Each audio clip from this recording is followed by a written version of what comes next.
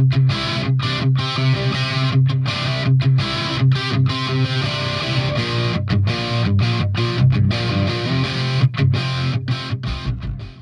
there, CPO here, and I'm ready to start putting together the frame assembly on this 500. If you recall from the last video, I did the battery tray drop mod, which lowers this battery tray down from the stock position, which basically started up here at the top of this. When I did that, I went through and sanded all these edges. So you know, you may still want to sand that if you didn't do the drop mod or what have you. Just remember, be cognizant of that carbon fiber dust. Don't do this stuff indoors and get everything all dusty and breathe that stuff in. But basically, you can see how nice and smooth all my edges are. And that's from the sanding that I did previously. And I just hit the big areas. I hit around the edges. I hit in here. And I didn't worry about so much these little tiny areas. I do have, if I end up having to run some wires through there, I do have some stuff that I can use to help protect those.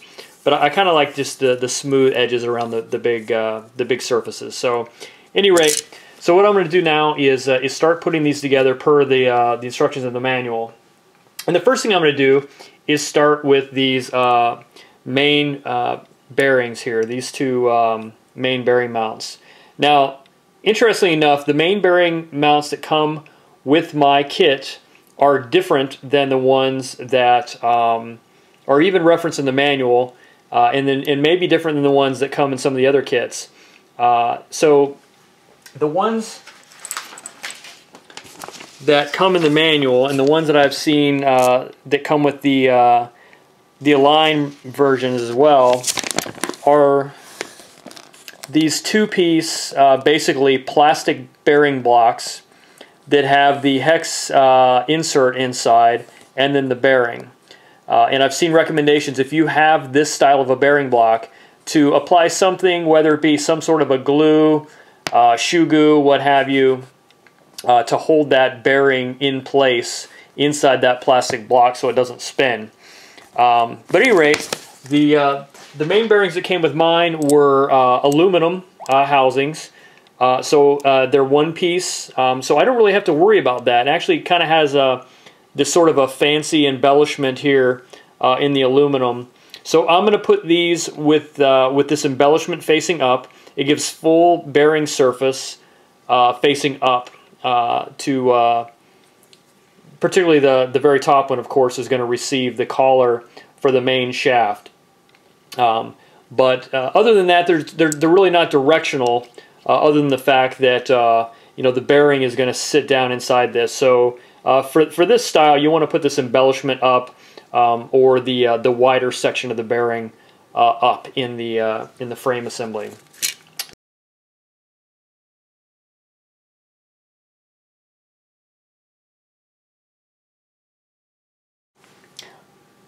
All right, really quick before we go forward, I want to talk to you a little bit about these main bearing mounts here. You can see I've already kind of put this helicopter frame together, so you're still in the middle of this build process. I'm inserting this in as kind of a correction, because what I'm going to show you about the main bearing is that I installed the way the other build videos I've been watching have installed them, and that is basically both of them facing up. That's not really the right way to do it, however. I'm surprised that so many people have done it this way, to the point that I kind of fell victim to it, because I didn't even think twice about it. I installed them the way other people have. I mean, even, you know, Finless Bob in a 500 ESP build put them facing the same direction, facing up. But that's not really the right way. I should have realized this, because on my 450 build, I recognized that one goes down and one goes up, and that's basically how it's going to work. And the reason is, you know, you have what's called lateral force on a bearing, which the bearing's designed to rotate. There's a rotational sort of a force that happens, and that's what it's designed to handle. But there's also a lateral force, which is pulling like up or down, that it's not really designed to handle. And if you think about a helicopter, and I'm going to use a main shaft out of a 450, so you know, just to give you an example here. Well, you can see how much smaller that main shaft on the 450 is. But when you're in a positive collective situation, your blades are spinning, right? And it's pulling up on the helicopter. The helicopter isn't pushing itself in the air. It's being pulled in the air by the main rotor, which is attached to the main shaft. So as you can imagine, in order to generate lift, it pulls up on the helicopter. And where all of that pressure is applied is right here on this bottom bearing. So what you have to consider is that you want the bottom bearing in such an orientation that doesn't have it so that this bearing will pop out of its mount. So let me show you what that looks like.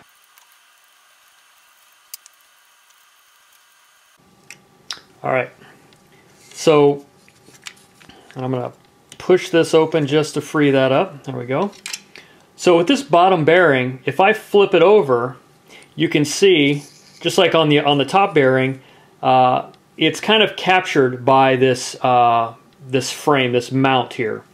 In theory, if you were to replace the bearing, you would pop it out this way and then replace it. Now it's probably, there's probably some sort of a I don't know, glue or a sealant to kind of hold it in place, but you could heat that and probably release it to change the bearing out. But point being is that if you were had some lateral pressure pulling up on this main bearing, there's nothing to prevent it from breaking loose and popping out. Whereas if you flip it over, again, the main shaft is going to be pulling up from the bottom. So think of your direction going up this way. It's going to be captured by this mount assembly. So that's why you want it facing down, upside down on the bottom main bearing mount. So it's exactly the opposite of the top. Now in a negative collective situation, the blades are pushing down, the force is pushing down from the main shaft, pushing down on this top bearing. It's captured because of the base, and that's where the pressure is applied. So if you think about it like that, and the fact that you're going to squeeze all the pressure from both ends, you want the squeezing direction to be protected by whatever capture system it happens to be, whether it's a bearing mount like on some of the other models or what have you. But either way, that's why you want the bottom bearing mount flipped upside down. Now I know there are plenty of people who choose to fly either on purpose or because they don't know any better, with the bearings facing in the same direction, facing up, and have had zero problems. And I think that's perfectly fine. That doesn't necessarily make it right. I think that that this is the right way to install the bearings, and which is why I'm taking the trouble to insert this in the middle of a build video that I've already released, because I want to make sure you're getting correct information. And if I do something that's wrong, I want to fix it, because like I said, I've looked at a lot of other build videos who have it wrong, and they may know better. Those builders may know better. They may have informed their subscribers through discussions or comments or what have you that that they need to do something different. I'd rather you just see the video that is correct, even if I end up having to redo it. So again, I let this slip by. One of my commenters actually, I thank you for pointing this out to me. It caused me to do a little bit of research, which I apparently needed to do to make sure that I fully understood the main bearing directions. By the way, I just put Loctite on all 4 of those screws, put them back in. So this is the way it should go now. But anyway, I think it's worth an update. Remember, the main bearing up. Sometimes there might be a brand name or an embellishment or what have you pointing up on the top, and the bottom one is flipped upside down with the name brand or the embellishment generally pointing down. Point being is, you want whatever's going to capture the bearing on the insides of this, on both the top and the bottom, which means it's on the downside on the top one and on the upside on the bottom one. So hope that makes sense. At any rate, got to get you fixed up. Excited about this build. I want to make sure that we're both doing it right. If you're following along with me for the first time, I don't want to steer you wrong, and I want to build it right myself. If you're an experienced builder and you're watching these and you have tips or input to help me, I appreciate those comments as well, that feedback. And as you can see, I will apply that. So, and I don't want to leave you hanging. So if I have something to fix, don't worry. If I know about it, I'll fix it. So at any rate, let's get back on with the build. So I'm just going to pick one of these. They're identical, you know, inside and out. So I'm going to pick one of them to be my my starting point. And basically on these main bearing mounts, as you can see, there's a tab right here, and then the two holes for your screws, and that's just going to fit in there nice and easy.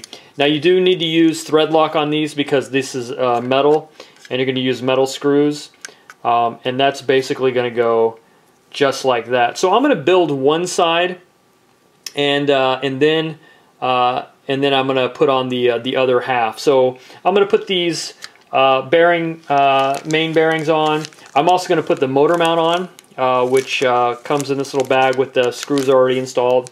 Now for the main bearings, I got this little baggie with screws and kind of standoff, nice, actually blue anodized washers, which is kind of cool. So we'll use these for the main bearing mounts. And I'm going to put these three things on, and then we'll move on to the next part. Now, generally what you want to do is, you know, obviously you want thread locker on these parts because they're metal parts, thread locker on the screws, and then the other issue is you want to make sure that you have everything aligned right. You know, when you get it in here and everything is cinched down, your screws are all tight, in theory, it should be perfectly aligned, just because of the squareness of the surfaces. But as you can see, even with things tightened down, you know, I don't have the screws through, but just press down, there's a little bit of room for wiggle there. So basically what I want to do is, before I get it all cinched down, I'm going to want to take my main shaft, insert it in here, and this is all in the manual, and basically get it to the point that everything is sitting nice and straight before you screw everything down. So I'm going to do that as I go, but just to kind of give you an idea of the direction that I'm planning on taking with this and why I'm doing you know, things the way I am. So with that said, let's start with mounting these main bearings to one side of this frame assembly. Alright, so here are my screws and standoffs, and basically, like I said before, you're going to want to thread lock these, but for the initial installation, I'm going to leave them not thread locked, just so that I can make sure I have everything aligned up, and then I'll pull them one at a time and thread lock. And for these little standoff washers, you can see one side is flat, and then one side has a receiving place to put the head of this screw. So it's going to go just like that. Gives it a little bit of a blue standoff finish there. Alright, so take that and basically just going to screw that right in there. Just snug, not tight.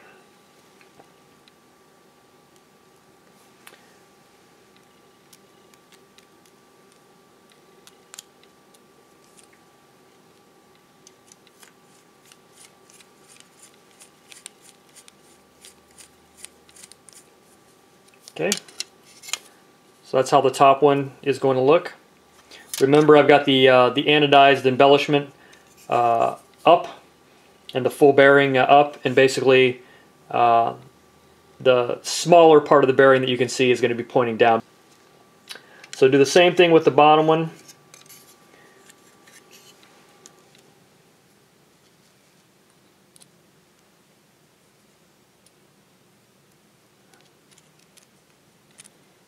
this on exactly the same way, just like that.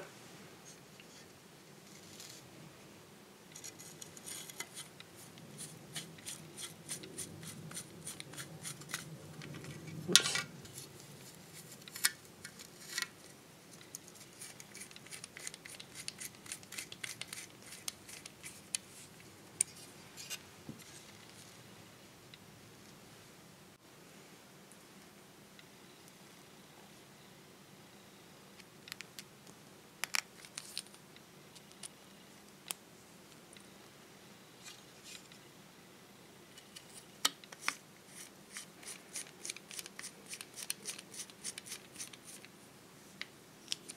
All right, so there we go.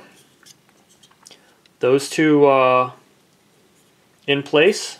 Next thing I'm going to do is go ahead and put on the motor mount for that side. And same thing, I'm going to put this on without thread lock first, and then I'll go back in and apply thread lock to these screws. So I'm just taking these screws out of the motor mount.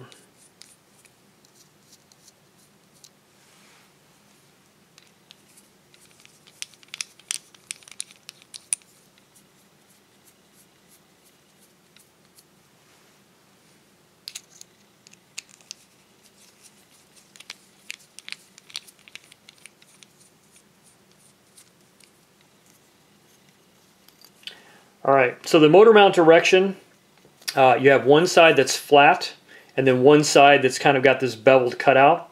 The cutout is going to go up. You want the side where the motor is going to attach to be the flat side. Okay, so with that said, it's going to go just like this. And this the screw is a little snug in this hole for the motor mount, so I'm just kind of threading it through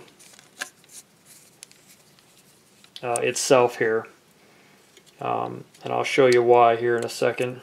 It's just easier, in my kit anyway. If yours isn't this snug and you don't have to thread it through, then you'll be, you know, this really won't apply to you, but just helps me get it into place, and then I can set the motor mount on top of it with the direction correct, and then from here sort of get it started. Just keep in mind you don't want to cross thread these, so if there's any tension at all on this, then you know, stop, pull it out, restart it, rethread it. These are fairly significantly sized screws, so they're going on pretty easy with you know, not like the really tiny ones that are super easy to cross thread. I mean, these have a little bit of meat to them. So anyway, that's the motor mount and the two main bearings. And then quite frankly, what I could do here is just put on the other side. Put those two tabs on the bearings to get everything lined up. And then just start adding in the screws on this end. Following the exact same procedure I did on the other side. Not quite tight, just basically to the point where it actually makes contact and begins to snug up is how far I'm going. And I want it to have a little bit of play because I want to slip that main shaft through and get it all squared away before I start cinching everything down.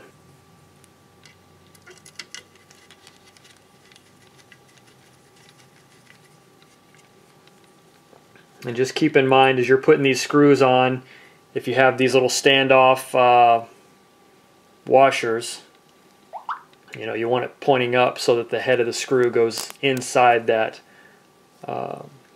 washer head there.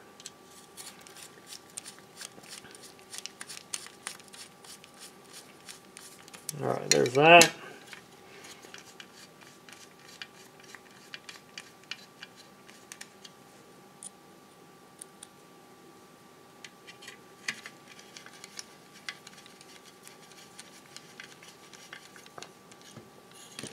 Alright, Now that I have that together, what I can do is take my main shaft and slip it down. I don't have the collar on here, but that's okay. I don't really need it for this part. And I just want to slip it down inside there and make sure everything's nice and free. You hear a noise, and I'll tell you that's the swash spinning against the top. So I don't have the collar on. I could put the collar on for this step, but it's not really necessary. The point is, you just want to make sure it's lined up so that the main shaft will fit square down into both of those bearings. Now from this point, with that down, and basically you want to have it on a flat tabletop surface. As a matter of fact, I'm going to probably strip out my build towel here just to make sure that I'm on a nice flat surface for this. And then from here, this is where I'm basically just going to take these screws out one at a time and thread lock and then tighten them down. And then basically that will lock this thing down with the main shaft in place to kind of keep everything lined up. You just don't want to depend on the fact of the hardware being square to hold it without that main shaft.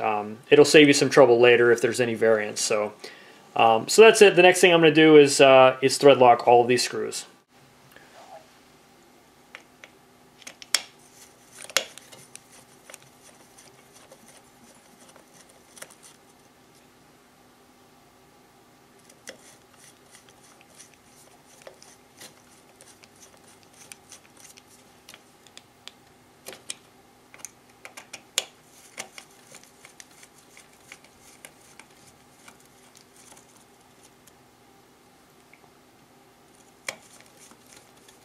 And I'm putting a liberal amount of thread lock on this.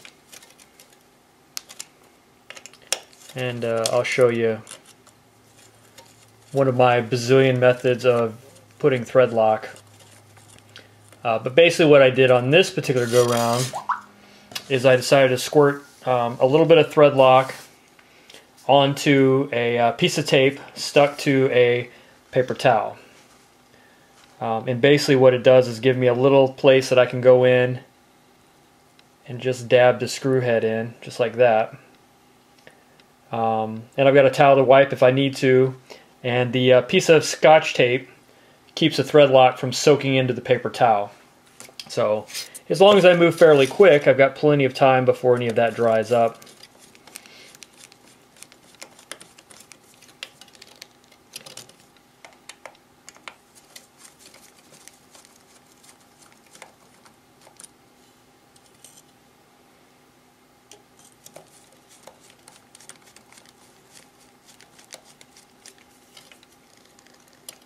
And again, just make sure, as you're tightening things down, that your main shaft spins freely.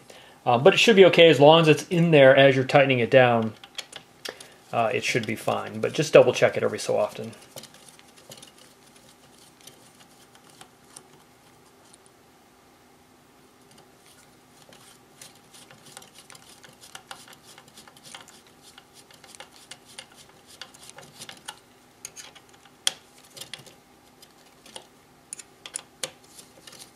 This screw hardware is definitely more substantial than on the 450 kit.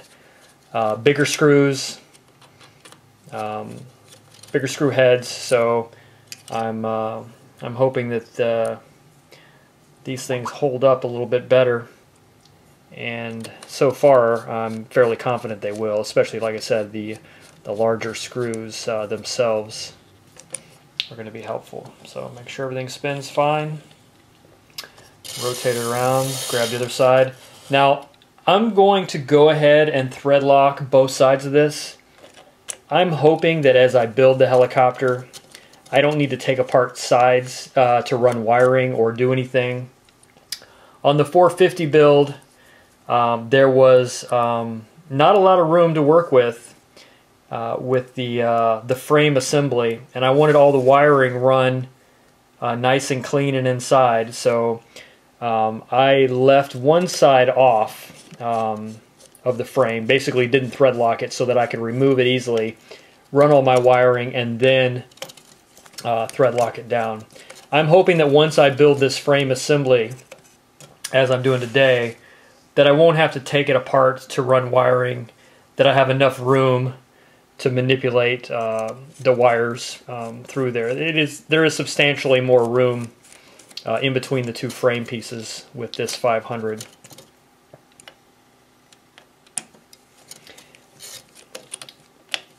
Now you can do these tightening down each bearing block one at a time.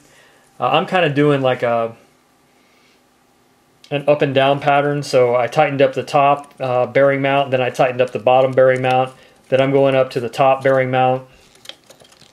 No real rhyme or reason for it other than I'm just locking one down and then the other one down before I move on to the other screw. So I'm not sure that it really makes much difference if you do it in this order or a different order. That's just the method I chose, so do what you want. Everything's nice and free spinning. It's good.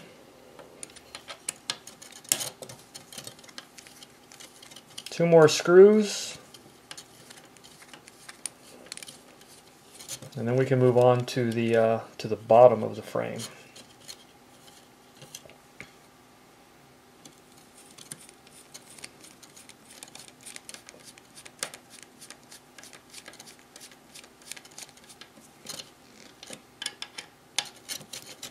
Get on your motor mount, make sure that the bezel is facing up, or the cutout, or whatever you want to call it, and the flat side is facing down.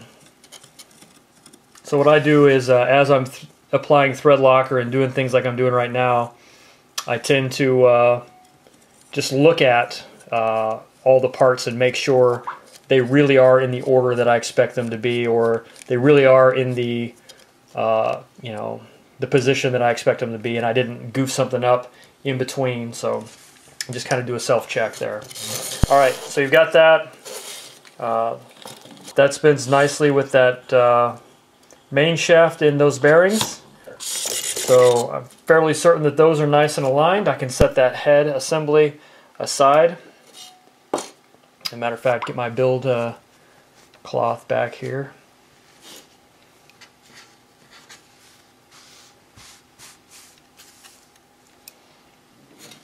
The build cloth is helpful for keeping your screws from rolling around. And if you do drop a screw, sometimes it'll catch it as opposed to having it hit, bounce, and roll off. Doesn't always work out. I still have a lot of screws bounce and roll off on me. But anyway, this is the assembly we have so far of the frame, motor mount, and the two main bearings. So next thing we'll do is work on this, this bottom piece here. All right, so for this bottom piece, in my kit, the screws and the washers are all in the same bag here. So I'm just going to try and dump this out without losing everything.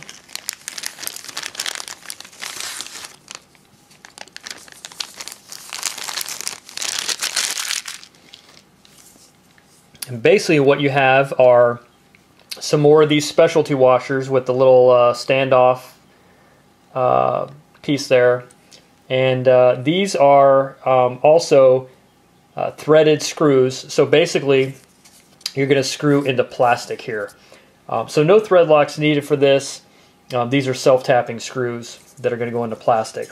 So you can turn this over if you like, whatever makes it easier for you. And then how this is going to fit is you've got your motor cutout here.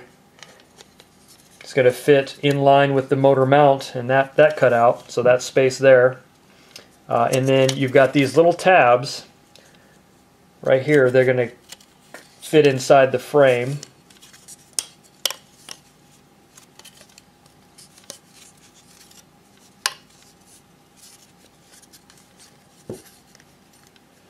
Alright, so it's going to go just like that. So as you can see, these tabs in the plastic, the bottom mount, the bracket here, are going to fit. Alright, so one thing you might notice here is you have 6 of these screws. That's 3 for each side, yet you've got 4 holes on each side. You're basically going to mount the bottom bracket with the front 3 holes. Leave this back hole. This back hole will be taken care of once we get to the tail boom support brace. So we're going to use these 3 holes in the front part of the frame. And again, the front part is the part with the battery mount, and the motor is on the front part if you haven't familiarized yourself with that yet. On some of these washers are pretty tight, so I like to go ahead and thread the screw through the specialty washer to get it at least out of the way. You don't have to probably go all the way to the head, but just get it up there a little ways so that it's not in the way when you screw your screw into the plastic. And you're going to have to apply a little bit of pressure. It's self-tapping, so once it bites, then it'll start going through, but you'll need to apply some pressure to kind of get it started. Alright, and you don't want to over tighten these. Just get them to where they're nice and snug, because if you over tighten them, you will turn that screw into a drill, and you'll literally drill out that plastic and strip it out. Just getting this started through that washer. About halfway up is fine, really. Same thing. Apply some pressure, make sure the carbon fiber is pressed down tight. So on this front piece here, you can see this hole doesn't line up exactly right with the carbon fiber. So you got to kind of work it a little bit to get it pressed up into there. So it might help to turn your frame assembly upside down, set it basically on the front like this where the battery mount would go, and kind of apply some downward pressure if your holes aren't lining up like mine weren't. I needed to get a little bit of pressure in this direction to get that screw to start, but once it got started, it goes through just fine. So just be prepared to kind of try different angles to get things moving.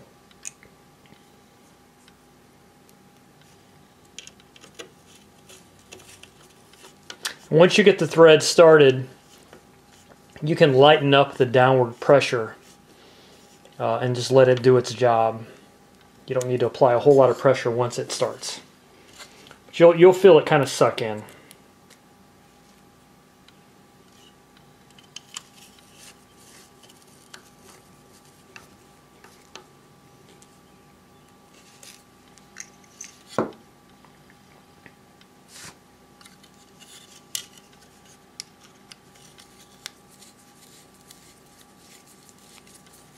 Sometimes it feels like there's a mile of threads on these.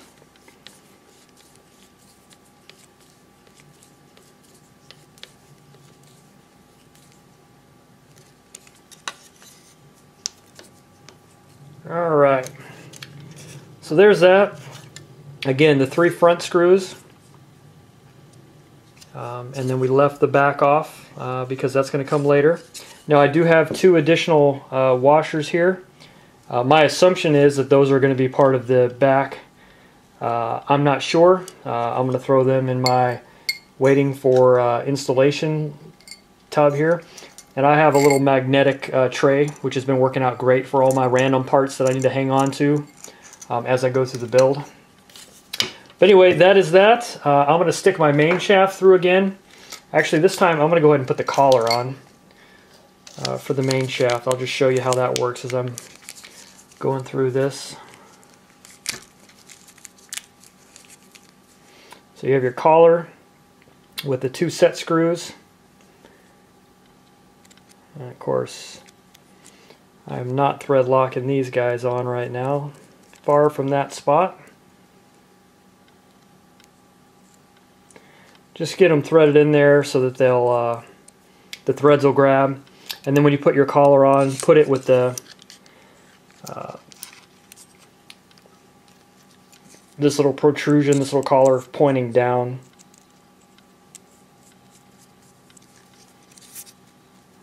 Just give it a little bit of snug just to hold it in place on the shaft. Keep everything up out of the way. And then basically That'll slip through there. And then now you can see smooth as butter, which is what we want to see. So of course, once you have the anti-rotation bracket on, this swash won't spin. It'll hold in place. So at any rate, that's that. Everything's still good to go there, and we can continue moving on with the build. Alright, so now I want to work on putting on the landing gear. I'm going to go ahead and do this just because the manual calls for it, and what the heck. So for the landing gear, the skids, you're going to need those two pieces.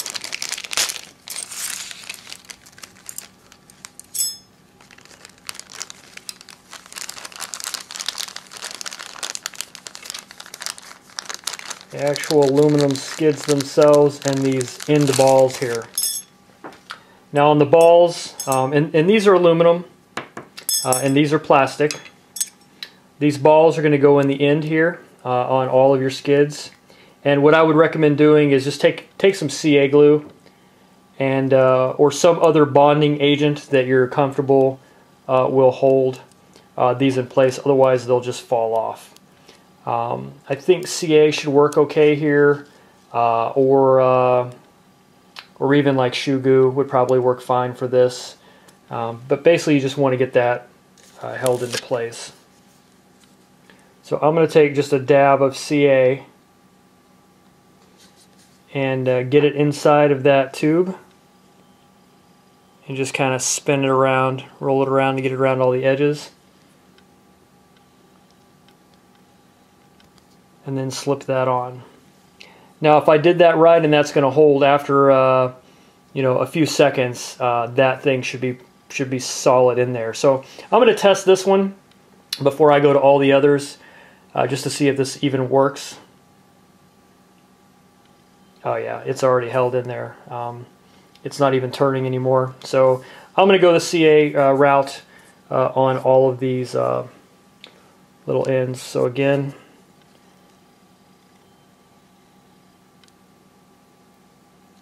just getting a drop, rotating it around to get it spread around.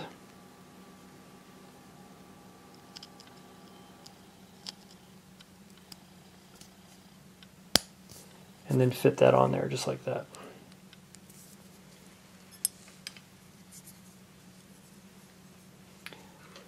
I would recommend doing a test fit before you glue it, just to make sure it's going to go in there nicely before you get glue everywhere. I always get the CA glue on everything, it seems.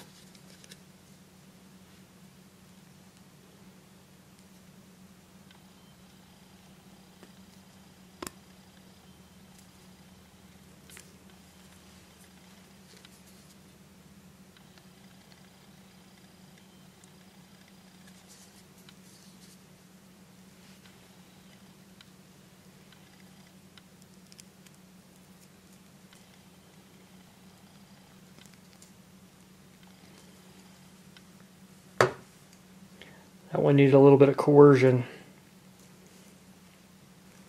Alright, so those are the skids, and as you can see on these, they have the Taro brand on them, so ideally you're going to want that facing out. So it works out that there's one on either side. If you put them this way, then Taro will be on the inside, so just depends on if you want to represent the brand or not. I'm going to put mine with Taro out because I'm pretty proud of this little kit. So just let me get the CA glue out of the way here. Alright, now the rest of my parts have already been pulled out because they came into another for another part of the build. So the one thing I do know I need is I'm going to need these little rubber guys here. And then I'm going to need the screws and washers necessary to hold this to the frame assembly. According to the manual, it's calling for a metric 2 by 10 millimeter screw and a washer. So the 2 by 10 is going to be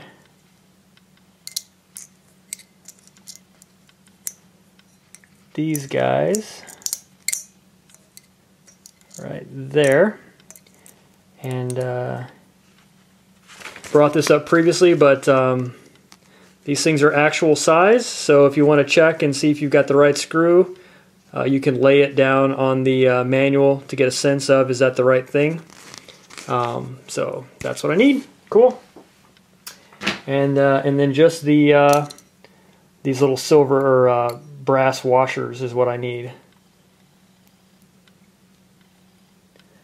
So I'm going to set up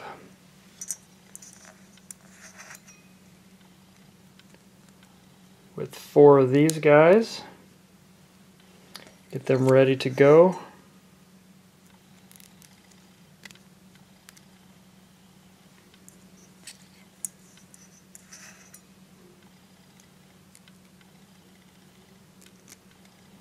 All right. Oh, and I do need these little nuts here that are going to go on top of the bottom frame assembly. So for these, there's a rake to them. There's kind of an angle there. It's kind of hard to tell on video. The angle's going to go forward. Just make sure that you're having them pointing the right direction. I know sometimes there's a rule of thumb that says, you know, your antenna mounts, which are these little holes here, will be on the left side of the heli. But on this particular kit, there's antenna mounts on both sides, so you can't rely on that. You've got to look at the rake of it. So these things are going to point forwards. If you have them pointing backwards, that's wrong. So that's how that's going to go. All right, so one thing you can do ahead of time is go ahead and put these nuts inside those little grooves there. And you got to be careful to get them in there. And they're kind of hard. You got to get them lined up just right. Once you get them lined up, they'll press down inside of there, just like that. So you're looking for a flat side, kind of facing out. So I can get you a better look here. So let's do this back one.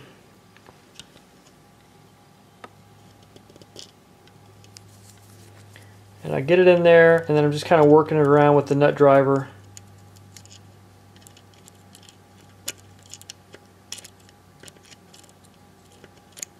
To get it lined up.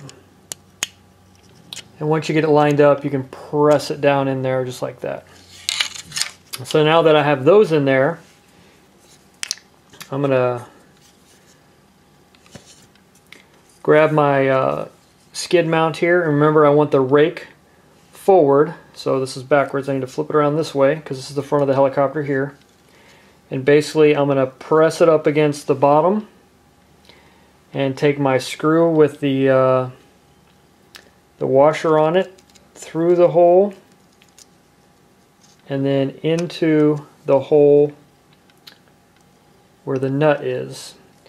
And you don't want to push up too hard, otherwise you'll just pop your nut out of its little spot there. But once it gets captured, as you can see it's captured, then you can start really pressing and tighten it down. But I'll do the same thing with the other side, getting that lined up.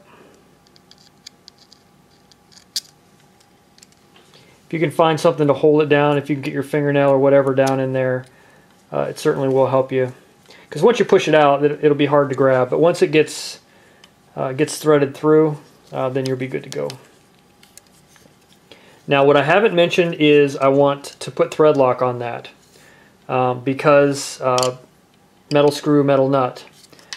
So now that I have it in the showing you how it goes together, I'm just going to pull this guy out and put a little dab of thread lock on the screw end right here and then right back through there.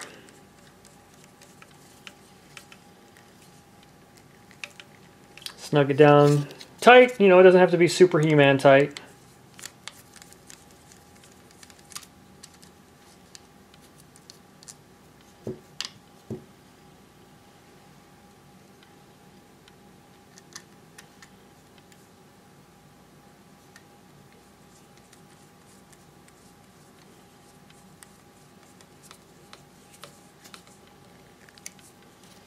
And the same thing to the other side. So in this case, still want the rake forward.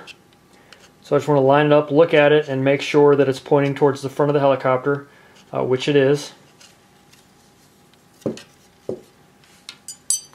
Go ahead and get some thread lock on this first.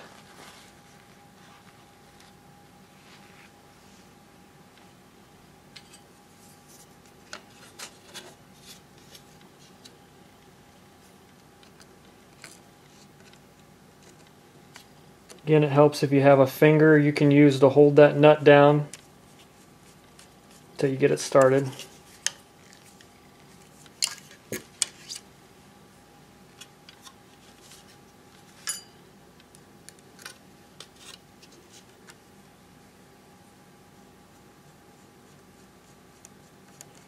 And then sometimes it just goes. All right, so there we go. Remember, both of them raking towards the front of the helicopter, front being the side with the battery tray, and this cutout for the motor assembly. And now we have to deal with is the actual skids. So there are a couple schools of thought on putting the skids and the little rubber skid stops in place. And I'll talk about the methodologies I've seen, and then I'll tell you what I'm going to do and why. Alright, so for these, basically what you want to do is just slip them through little holes here. And they may go in really easy. You may have to kind of work them to get them through. And just slip it through.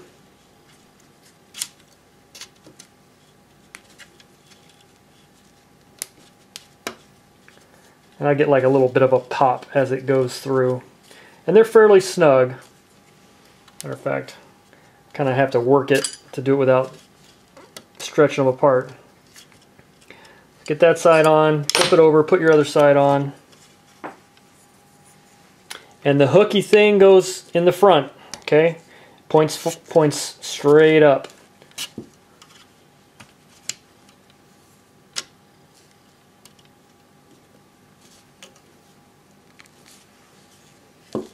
Okay, so let's talk about the rubbers, now that I have it this far. So there are two schools of thought here. One being, put your rubbers on the outside.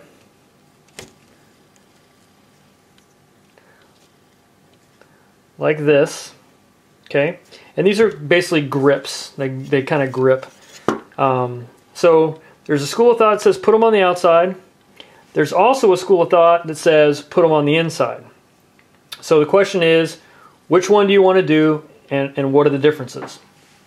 So the people that like to put them on the outside like to put them on the outside so that they can remove them easily should they desire to do so.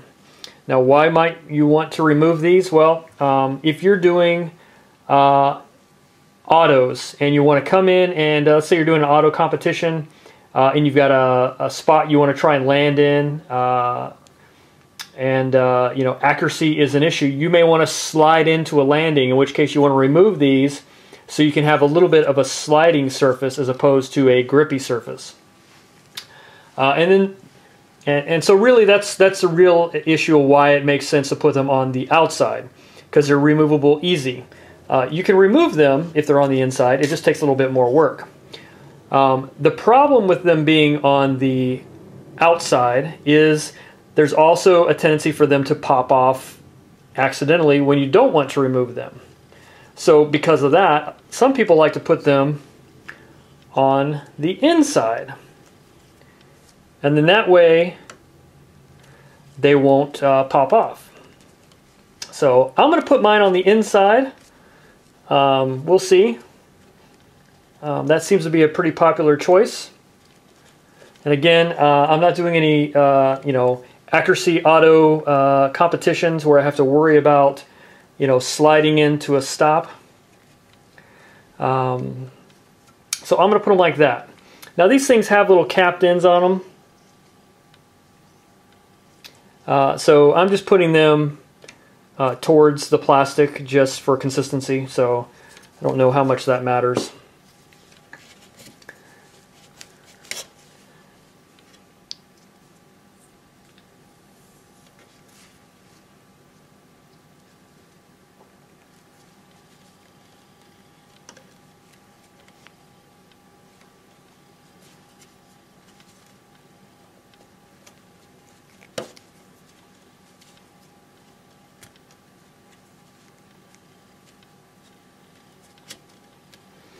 All right, and then the next question is, how far do you put them on? You want them to be equal, obviously front and back. And, you know, there's not a dead set distance requirement for how far away from the back of the helicopter the skid needs to be. For a balance perspective, if you run into issues, you can certainly shift them backwards a little bit if you need to. But just get them equal. If you're putting your rubbers on the outside, you don't want the rubber to be in the curved part. You want it to be flat, so ideally you want to have at least that much space. I think I'm going to go with something like this. And what I'll do is just measure.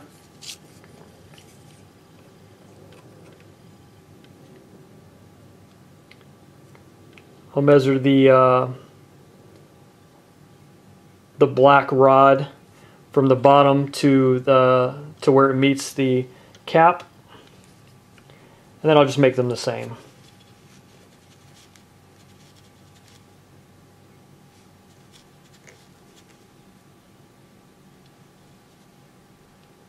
There we go. So this isn't rocket science. Close is good. And then when you push your rubbers out, that will kind of hold it in place until you get your set screws in place. And then, you know, I see lots of opinions on how to have these hooky things. Really, they're designed to go straight up. That's where I'm going to put mine, just straight up, just like that. Okay, so the next thing we need to do is get our set screws in to lock these into place. Now the manual shows 4 set screws. I can only find 2 set screws in my kit right now that have not already been used. So I don't know if I've got 2 more set screws laying around somewhere, or if mine only came with 2. I don't know if that's normal or not, but that's okay. I'll put 1 set screw on one side and 1 on the other, and we'll just call it good for now. So basically what you want to do is put your set screw, and it's going to screw straight down, and it's kind of a self-tapping deal here. No thread lock is necessary because it's into plastic. And just tighten it down until it's snug. You don't have to put a lot of pressure. You just want to get it to where it you know, touches that aluminum rod. You don't necessarily need to dent it or dig into it or anything like that. It doesn't take a lot of tension to hold these things in place. And there we go. The skids are on. Now, you know, whether or not it's easier to put them on for the build now, I don't know. It certainly will hold up the frame assembly for me. It may be a little bit more difficult to video just because of the awkwardness of now having these big things. But you can certainly see how convenient it is for having the heli set upright on a stable platform. So that is that. And I'm definitely starting to appreciate the size of the 500 over the 450 at this point. So it is starting to really come together, and I'm starting to be able to grasp the size of this helicopter in comparison. So, but that's the basic frame assembly, and you know, the next thing we're going to start getting into, you know, we do have the battery tray that needs to mount up. I'm going to hold off on the battery tray just yet because I want to have full access to manipulate the servos and get the motor and gear mesh set up. It looks like I might have enough room through here with a screwdriver to be able to get access to that, but I'm in no real hurry to put this battery tray on just yet. It really doesn't do anything right now anyway. The other thing I can go ahead and put on is this receiver tray.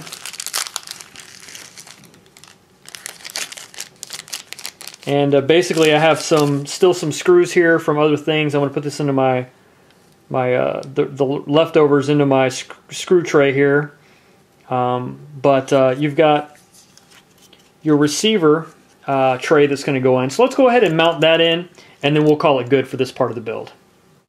Alright, so I've got, in that little package I had 6 screws. 4 of them were a little bit longer, and I had 2 a little bit short. I want the little bit shorter ones here for this. So those other 4 are going to go in the "we'll need you later" bin. And then basically how this mounts on, let me take this head off, is you have your receiver mount, and it's going to go right here. And it's going to, you can see there's a little bit of a contour where it kind of looks like it's pushed up. So it's going to, the angle, the top is going to be flat, and the angled part is going to go down, or the entirely flat part, and then the part that's got some extra stuff in there. So you want the flat part up that way. And then there's these 2 holes right underneath this big square here. And the one hole on the inside is going to capture this little knob here, and then the other hole is the screw we're going to go through. So basically, it's just going to kind of press fit into there, and just like that. And then you'll take your screws here,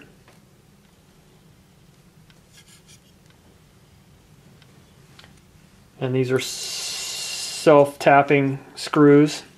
No thread lock going into plastic. So you want to apply a little bit of pressure so you don't strip it out, and then get it just to the point where it's snug, and then you're done. You don't want to over tighten these, they're pretty easy to strip.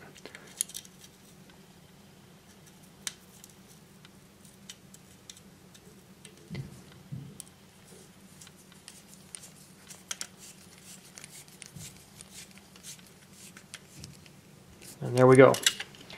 Receiver tray mount is in position. All right, so that's it. Next thing we're going to work on in the next video will be the servo installation, and we're moving right along. So that's it for now. Thanks for watching, and I'll catch you on the next one.